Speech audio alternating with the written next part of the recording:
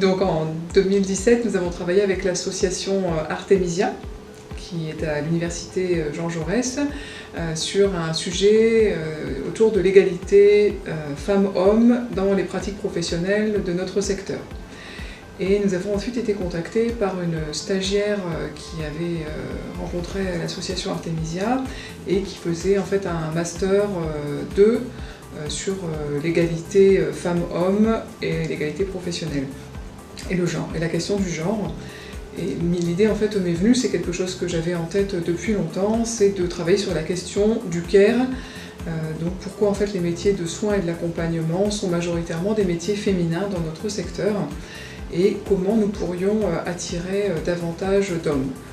Puisque notre enquête emploi en 2017 fait apparaître des difficultés de recrutement dans de nombreux secteurs, notamment dans les EHPAD, donc autour des personnes âgées. Et voilà, un des leviers pourrait être de recruter davantage d'hommes, mais a priori ces métiers sont davantage occupés par des femmes. Mon stage de fin d'études donc chez Unifaf Midi-Pyrénées. Moi j'étais étudiante à l'université Toulouse Jean Jaurès dans le master genre, égalité et politique sociale, donc GEPS. J'avais pour mission donc de questionner en fait les rapports sociaux entre les femmes et les hommes au sein des EHPAD et dans les équipes d'aides-soignantes. Donc j'ai effectué mon enquête pendant 4 mois, c'était 4 mois de stage dans les locaux de Unifaf, où j'ai rencontré des soignants, où j'ai rencontré des directeurs et des directrices d'EHPAD, des ressources humaines, et où j'ai rencontré également de nombreux acteurs institutionnels de la branche. Je suis partie du principe que j'allais observer les rapports sociaux de sexe entre les femmes et les hommes, donc bien évidemment dans des équipes mixtes.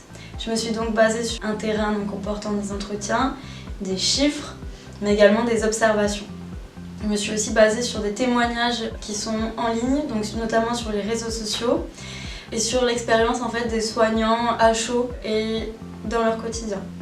Donc nous nous sommes rendus compte que les collectifs de femmes ont de nombreuses difficultés à se construire, même à exister. Je me suis aperçue que les femmes existaient comme constellation d'individus, donc validant les travaux de Daniel Kergoat. Et donc ça impliquait aussi ce collectif des enjeux de sexe et de classe assez importants, notamment dans les rapports avec les hommes au sein des équipes et avec la hiérarchie, les directions et les ressources humaines dans les EHPAD. De nombreuses pratiques sont à revoir, il y a une réflexion sur l'organisation du travail et sur les méthodes de management qui est également à mener. Et de concert avec plusieurs EHPAD, car c'est un questionnement qui est plutôt global et qui est plutôt commun à tous les établissements que j'ai croisés.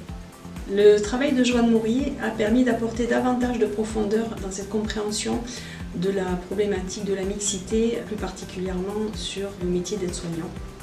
Les EHPAD sont la parfaite transposition du travail domestique dans la sphère productive et les seules différences étant la rémunération d'un travail et que les résidents ne sont pas des proches des professionnels. Donc Joanne Mourier a mis en exergue le défi que doivent relever les employeurs pour proposer un cadre de travail égalitaire entre les femmes et les hommes. Suite au travail de Joanne Mourier, une autre personne a été recrutée à Unifaf, donc plutôt sur le volet RH, donc Sabine Petit, et elle va prendre le relais sur la question de la marque employeur et de l'attractivité des métiers. Puisqu'on constate en fait aujourd'hui un déficit de recrutement de jeunes sur nos différents métiers, d'aides-soignants, d'éducateurs, voire des métiers d'encadrement. Et donc on va travailler davantage sur ces questions et elle a aussi comme mission de continuer le travail de Joanne sur la question de la mixité. Donc, sur le métier d'aide-soignant mais également de manière plus large sur tous les métiers en fait, qui sont aujourd'hui globalement beaucoup plus féminins de manière à pouvoir les ouvrir vers hommes et femmes, voilà, par exemple en créant des outils de communication adaptés.